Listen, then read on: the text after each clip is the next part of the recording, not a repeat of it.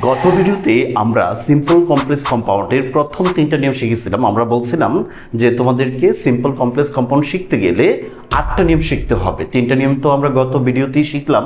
আজকের ভিডিওতে আমরা বাকি 3টা নিয়ম আলোচনা করব এবং সবচেয়ে গুরুত্বপূর্ণ বাকি 2টা নিয়ম আমরা আরেকটা ভিডিওতে আলোচনা করব। দেখো, আজকে আমরা আলোচনা করব সিম্পল কম্পাউন্ড এবং কমপ্লেক্সের 3টা নিয়ম। বার প্লাস আইএনজি থাকলে কিরকম হবে, বিকজ অফ বার প্লাস আইএনজি থাকলে কিরকম হবে, টু প্লাস বেস এবং টু টু থাকলে তখন আমরা কিভাবে লিখব।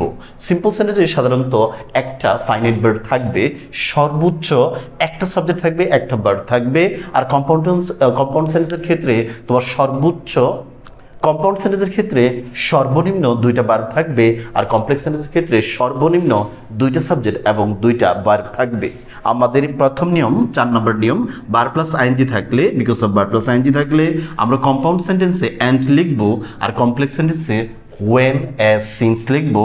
আমরা কারণ বোঝালে as দেব, আর একটা ঘটনার পর আরেকটা ঘটনা ঘটছে বোঝাতে আমরা when ব্যবহার করব। আর যে টু বেস ফ্রম থাকে তাহলে কম্পাউন্ডে এন্ড হবে, টু উঠে গিয়ে এন্ড হবে, এবং সেই টু এন্ড উঠে গিয়ে উত্তর হবে কমপ্লেক্স করলে so that subject can could হবে, টু টু থাকলে এন্ড হবে কম্পাউন্ডে, আর so that subject can could not হবে কমপ্লেক্স সেন্টেন্সে। যদি প্রেজেন্ট টেন্স হয় তাহলে ক্যান হবে, আর যদি পাস্ট টেন্স হয় তাহলে কুড হবে। চলো আমরা কিছু এক্সাম্পল করি সহজে বিষয়টা বোঝার জন্য। তুমি দেখো, এই বাক্যটা দেখো, বাক্যটা লেখা আছে going to the market he bought a laptop. এই বাক্যটা খেয়াল করলে তুমি দেখতে পাইবা এখানে কেবল একটা সাবজেক্ট আছে এবং একটা ফাইনাইট ভার্ব আছে। যদি সর্বোচ্চ একটা সাবজেক্ট একটা ফাইনাইট ভার্ব থাকে তখন এটাকে আমরা বলবো সিম্পল সেন্টেন্স। এখন এই বাক্যটা সিম্পল সেন্টেন্সে আছে, এইবার তোমাকে কিওয়ার্ড খুঁজতে হবে, অর্থাৎ 8টা নিয়মের কত নিয়মে পড়লো সেটা তোমাকে খুঁজে নিতে হবে। আমি দেখলাম এখানে বার প্লাস আইএনজি আছে, অর্থাৎ 4 নম্বর নিয়ম পড়ছে বার্বের সাথে আইএনজি আছে। আমি আইএনজিটা বাদ দেব, বাদ দিয়ে আমি লিখবো অ্যান্ড লিখবো কম্পাউন্ড করার সময়। অর্থাৎ এটার যদি আমি কম্পাউন্ড করি তাহলে উত্তর হবে, আগে সাবজেক্ট দেব, সাবজেক্ট হবে হি, আর যেহেতু এটা পাস্ট টেন্সে আছে তাহলে এই পাশের অংশটাও পাস্ট টেন্সেই লিখতে হবে, অর্থাৎ এখানে হবে went. He went to the market, he went to the market and, যেহেতু বার প্লাস আইএনজি থাকলে অ্যান্ড হয়, আমি দ্বিতীয় বাক্য লেখার পূর্বে মাঝখানে 2টা বাক্যের মাঝখানে অ্যান্ড ব্যবহার করব। And he bought a laptop. এই হলো আমাদের কম্পাউন্ড সেন্টেন্স। আমরা কি করলাম, কেবল এখান থেকে আইএনজিটা বাদ দিয়ে মাঝখানে এন্ড দিলাম, 2টা সাবজেক্ট লাগবে তাই হি দিলাম। ইউ থাকলে একটা দিলেই হবে, তবে ইউ ছাড়া অন্য কোনো সাবজেক্ট থাকলে 2বারই সাবজেক্ট ব্যবহার করো, মাঝখানে এন্ড দিয়ে দিলাম। যেহেতু এটা পাস্ট টেন্স আমাদের বট ছিল তাহলে গোয়েরও পাস্ট টেন্স দিতে হবে, ওয়েন্ট লিখতে হবে। যদি এটা আমরা কমপ্লেক্স করি তখন কীরকম হবে, যদি এই প্রশ্নেরই কমপ্লেক্স করো তাহলেও আমাদের 2টা সাবজেক্ট লাগবে, তবে তার পূর্বে একটা কনজাংশন ব্যবহার করতে হবে। বার প্লাস আইএনজি থাকলে আমরা ওয়েন দেবো, এটা কারণ বোঝাই নাই, একটা ঘটনার পর সময়কে নির্দেশ করা হলো, আরেকটা ঘটনা ঘটলো তাই আমরা একটা ওয়েন ব্যবহার করব।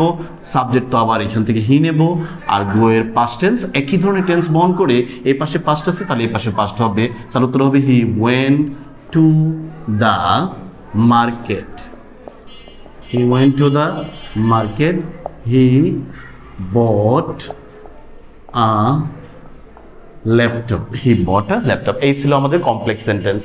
তাহলে কম্পাউন্ড এবং কমপ্লেক্স আমরা 2টাই শিখে নিলাম কিভাবে কাজটা করতে হয়। তাহলে চলো আমরা বুঝি কি করে কাজটা করলাম। আচ্ছা, তাহলে আমরা কাজটা কিভাবে করলাম, আমরা দেখলাম এখানে বার প্লাস আইএনজি আছে, কম্পাউন্ড করার জন্য মাঝখানে এন্ড দিলাম, আর যেহেতু পাস্ট আছে ওয়েন্ট লিখলাম, এখানেও একই জিনিস, ওয়েন হি লিখে পাস্ট আছে ওয়েন্ট লিখলাম। এভাবেই আমরা সিম্পলকে খুব সহজেই কম্পাউন্ড এবং কমপ্লেক্স সেন্টেন্সে রূপান্তর করতে পারি। চলো আমরা 5 নম্বর রুলস থেকে একটা উদাহরণ দিই। 5 নম্বর রুলস হলো টু প্লাস বেস ফর্ম হবে, টু প্লাস বার্বের বেস ফর্ম হতে হবে, তখনই সেই নিয়মটা হবে। ধরো লেখা আছে he went he went to Dhaka to buy a laptop. এটাতে দেখো টু আছে, এখানে টু আছে কিন্তু ডাবল ও নেই, তার মানে এটা আমাদের এই টু অথবা এই টু এর কাজটা করব। তুমি দেখো এই টু এর পরে কিন্তু নাউন আছে এবং এই টু এর পরে ভার্বের বেস ফর্ম আছে। আমি কোনটা নেব? যখন টু এর পরে ভার্বের বেস ফর্ম হবে, নাউন হলে হবে না। আর এই টুটা হতে হবে অবশ্যই ইনফিনিটিভ হতে হবে, টু প্লাস ভার্বের বেস ফর্ম হতে হবে।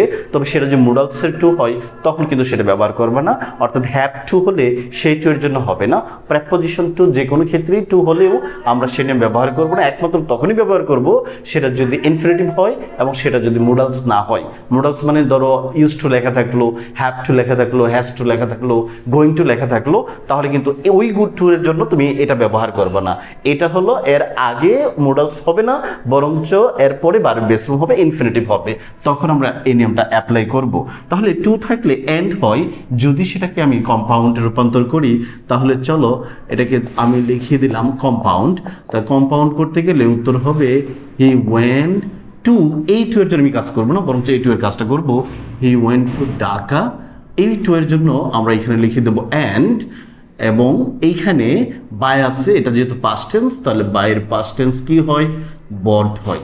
তাহলে উত্তর হবে বট আ ল্যাপটপ। এই ছিল আমাদের কম্পাউন্ড সেন্টেন্স। যদি এটাকে আমি কমপ্লেক্সে করি তাহলে কি হবে? কমপ্লেক্স করলে আমরা সো দ্যাট লিখবো কোথায়? যেখানে টু আছে সেখানে। তাই উত্তরটা হবে হি ওয়েন্ট টু ঢাকা, তারপর এই টু এর জন্য হয়ে যাবে সো দ্যাট হি, আর এইটা পাস্ট টেন্স বিদায় আমরা ক্যান দেব না, আমরা পাস্ট ফর্মই ব্যবহার করব, কুড লিখব। So that he could buy a laptop. এই ছিল আমাদের কমপ্লেক্স সেন্টেন্স। বুঝতে পারছো আমরা কিভাবে করলাম? প্রথমেই আমরা টুকে উঠিয়ে দিয়ে অ্যান্ড দিলাম, একই ধরনের টেন্স হবে, এ পাশে পাস্ট তার ওই পাশেও পাস্ট হবে। আবার কমপ্লেক্স করতে গেলে টু উঠিয়ে সো দ্যাট লিখলাম, সাবজেক্ট তো আবার লাগবে, কারণ নিম্নপক্ষে একবারে কমপক্ষে কমপ্লেক্সে দুইটা সাবজেক্ট দুইটা ভার্ব লাগে, তাই এখানে একটা হি হবে, এখানে একটা হি হবে, দুইটা ভার্ব লাগবে, প্রিন্সিপাল বা ফাইনাইট ভার্ব লাগবে, ওয়েন্ট এবং বাই, এটাই ব্যবহার করলাম। যেহেতু এটা পাস্ট টেন্স ছিল তাই কুড দিলাম, যদি প্রেজেন্ট টেন্স হতো তাহলে আমরা এটাকে ক্যান লিখতাম। এই ছিল আমাদের 5 নম্বর রুলস। চলো আমরা 6 নম্বর রুলসটাও একটু দেখে নেই। 6 নম্বর রুলসে কি বলা হয়েছে দেখো। 6 নম্বর রুলসে বলছে যদি টু টু থাকে তাহলে কম্পাউন্ড করতে গেলে অ্যান্ড লিখতে হবে, আর কমপ্লেক্সে প্রথম টু বাদ দিয়ে সো, দ্বিতীয় টু বাদ দিয়ে লিখতে হবে দ্যাট, সাবজেক্ট ক্যান অথবা কুড, এবং তারপরে একটা নট লিখতে হবে। এটাকে তুমি কম্পাউন্ড সেন্টেন্সে রূপান্তর করবা প্রথমত, তারপরে এটাকে তুমি কমপ্লেক্স সেন্টেন্সে রূপান্তর করবা। এটা যেহেতু সিম্পল আছে, একটা সাবজেক্ট একটা ভার্ব আর সর্বোচ্চ সাবজেক্ট একটা সর্বোচ্চ ভার্ব একটা থাকলেই আমরা এটাকে সিম্পল সেন্টেন্স বলি। এখন কোন নিয়মে পড়লো? এখন আমি দেখলাম এই টু এবং টু এই দুইটা নিয়মে পড়লো। এই টু এবং টু বাদ দিয়ে আমরা অ্যান্ড লিখবো, কিন্তু কোনটার জন্য লিখবো একটু গিয়ে শিখলাম। যেখানে টু থাকে সেখানে অ্যান্ড, অর্থাৎ এই টু এর জন্য আমি অ্যান্ড দেবো। উত্তর হবে রিনা ওয়াজ উইক অ্যান্ড। অ্যান্ড লিখে আবার নেগেটিভ করতে হবে, আমরা আবার দেব শি। আর যেহেতু আমরা বললাম ক্যান নট বা কুড নট দিতে হবে, এটা পাস্ট টেন্স, তাহলে উত্তর হবে কুড নট ওয়াক।